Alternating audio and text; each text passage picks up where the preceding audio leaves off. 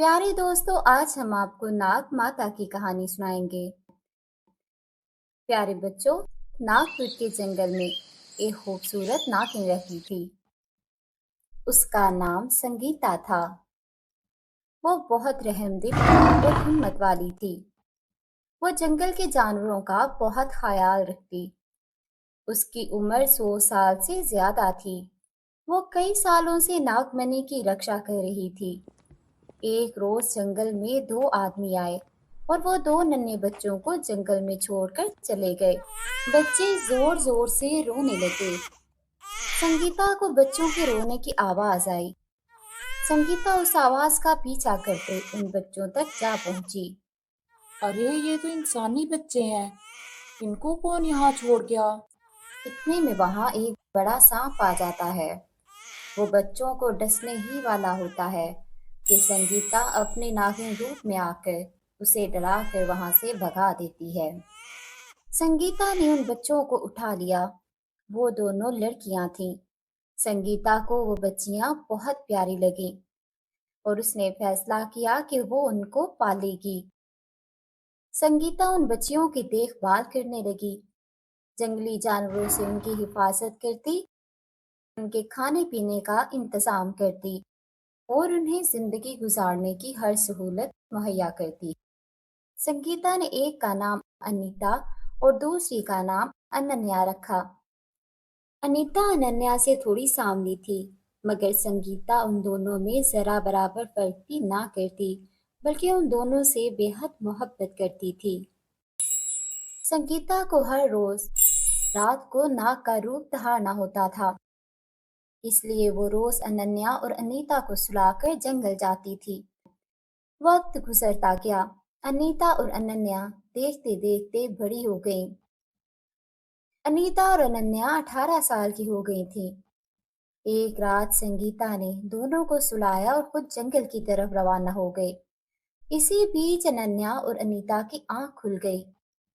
अनन्या ने अनीता से कहा, अनीता हर रोज रात को माँ हमें सुलाकर कहाँ जाती हैं? हमें चलकर देखना चाहिए। अनन्या, माँ को पता लगा तो वो बहुत गुस्सा करेंगी। कुछ नहीं होता, चलो चलकर देखते हैं।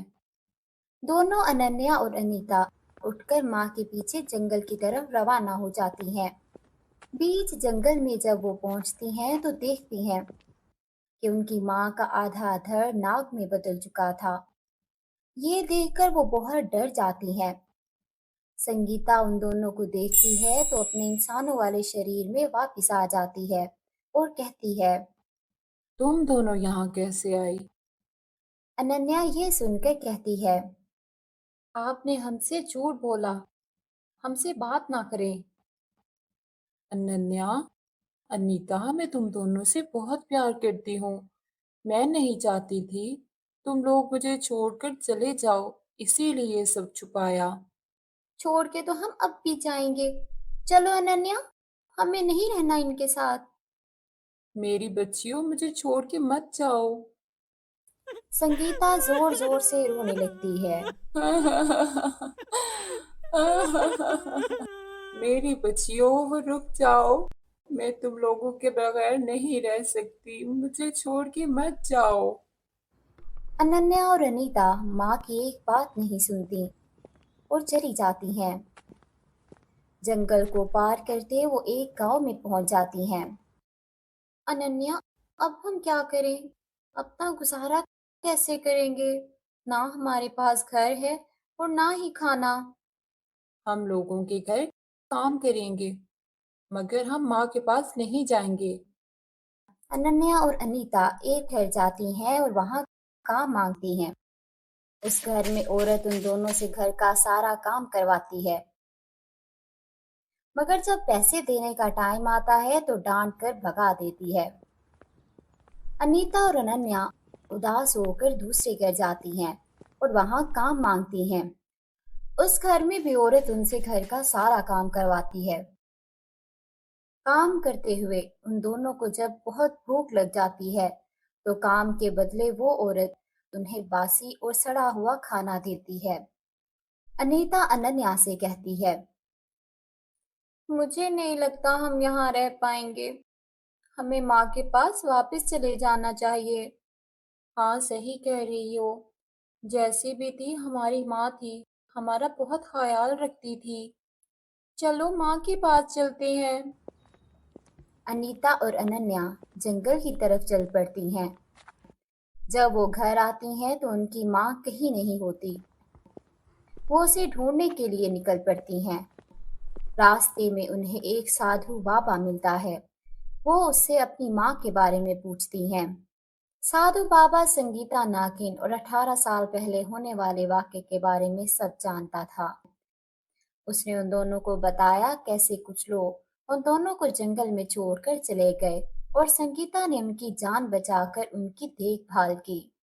अनीता और अनन्या अपने किए पर बहुत शर्मिंदा हुई और उससे अपनी माँ के बारे में पूछा। साधु बाबा, आपने हमारी माँ को कहीं देखा है? साधु बाबा ने कहा। मैंने उसे उस पहाड़ की तरफ जाते हुए देखा है। वो दोनों साधु बाबा का शुक्रिया अदा करते हुए माँ को ढूंढने चल पड़ी। पहाड़ियों पर जाकर उनको संगीता नजर आई। वो दरख्तों के साथ टेक लगाए उदास बैठी थी। वो दोनों संगीता के पास गईं और बोलीं, माँ, माँ, हमें हमें माफ माफ कर कर दे, दे, हम हम बहुत बहुत शर्मिंदा शर्मिंदा हैं। हैं। संगीता ने कहा। कोई बात नहीं मेरी बच्चियों, तुम दोनों वापिस आ गई, यही मेरे लिए काफी है। माँ बेटियां घर की तरफ चल पड़ी और हंसी खुशी रहने लगीं। तो ये थी आज की हमारी नाग माता की कहानी। उम्मीद है आपको बहुत पसंद आई होगी। मज़ीद इस तरह की अच्छी अच्छी कहानियाँ सुनने के लिए हमारे चैनल को सब्सक्राइब करें।